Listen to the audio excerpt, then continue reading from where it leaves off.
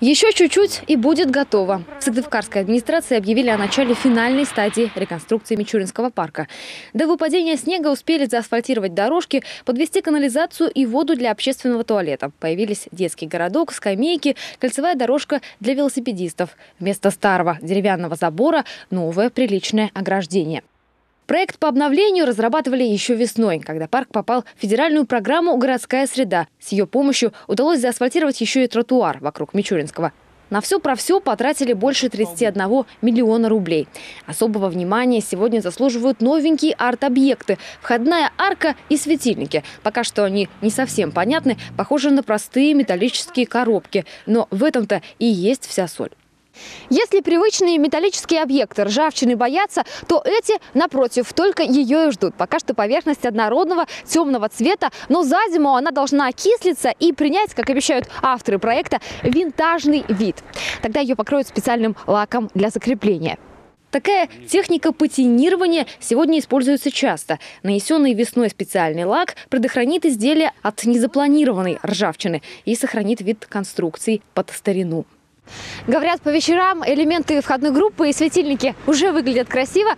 Мы вернемся сюда, когда стемнеет, и посмотрим на все сами. Не будут прогуливающиеся горожане больше чувствовать и неприятного запаха от канализации. Водоканал прокладывает новые коммуникации. Обновление замечают и жители, и гости столицы Коми. Маленькая Алиса и ее мама приехали в Сыктывкар из Москвы навестить бабушку. Сегодня катаются здесь на ватрушках, а вчера успели прогуляться по вечернему Мичуринскому парку. Мне больше всего нравится то, что вот сейчас, я надеюсь, уберут вот это вот все то, что тут пахло много лет. Фонарики, да. Вчера фотографировала красиво очень Мичуринский парк с листиками.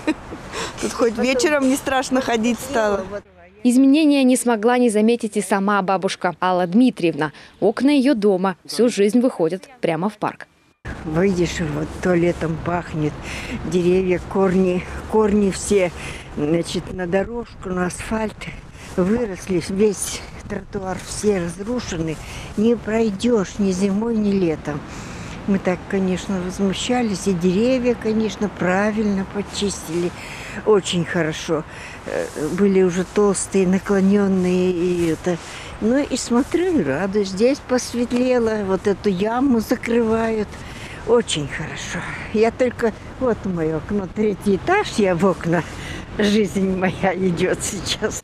День на исходе, и вот за окнами соседних с парком домов темнеет. Любимое многими жителями городское место действительно преображается.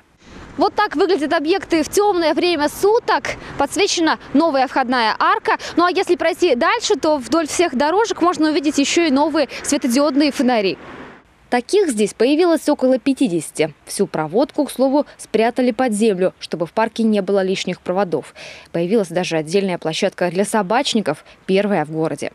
Определены несколько участков, где территория заасфальтирована, и проведены той коммуникации, чтобы могли появиться коммерческие объекты какие-то, например, там нестационарный кофе, что-то в этом духе. Также запланированы участки рядом с детской площадкой, где могут появиться тоже коммерческие детские площадки. И зона отдыха, где можно увидеть гипертрофированную, увеличенную в масштабе мебель. Вот такая своеобразная комната.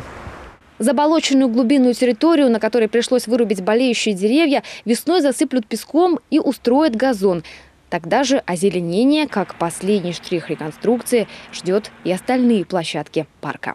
Любовь Филиппова, Павел Фетисов, телеканал Юрган, Сыктывкар.